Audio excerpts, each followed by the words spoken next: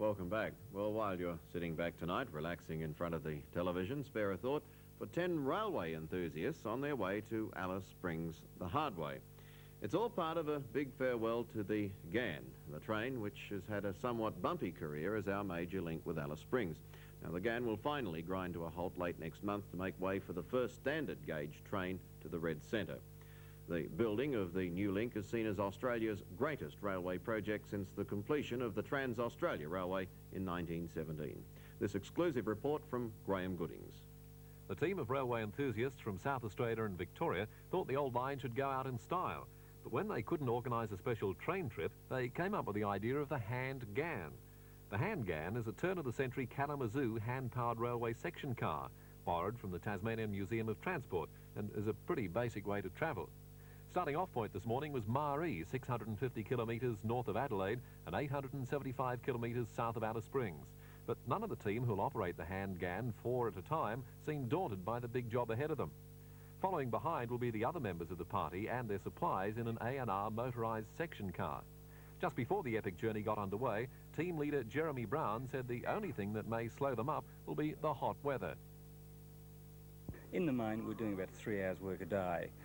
That's fairly hard depending on the grades, but we've got very good equipment with us. We've got 2 fridges, a couple of sacks of oranges, 40 dozen Southwark, or we had 40 dozen, but it's grinding down a bit. As you can see, we've got 8 water bags on board, and we're pretty well catered for, so we feel that we're reasonably fit enough to handle that. It'll get hotter as you get towards the centre, though. Well, that depends. It depends very much just on the weather. This time of the year it tends to stay hot for, say, 2 or 3 days, and then you get a bit of a change. I think the thing that will make a big difference is if we get a northerly wind, that's going to slow us up. But then if that's the case, we'll do very early runs, and we'll probably pump on into the dusk and possibly even into the moonlight. What happens if you meet any oncoming traffic?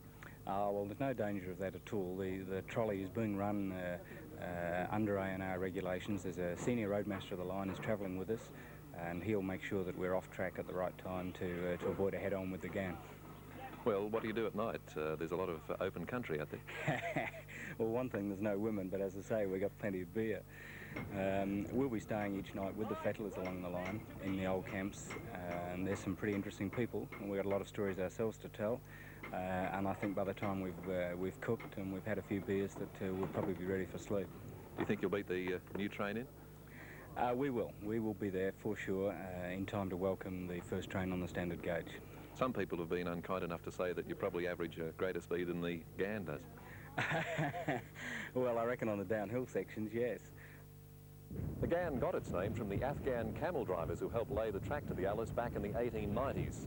The camel drivers, of course, have long since gone, and so too will the train that bears their name disappear into history very soon.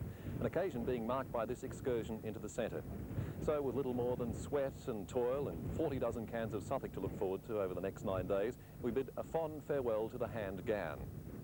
This is Graham Goodings, somewhere along the track to the Alice for Eyewitness News.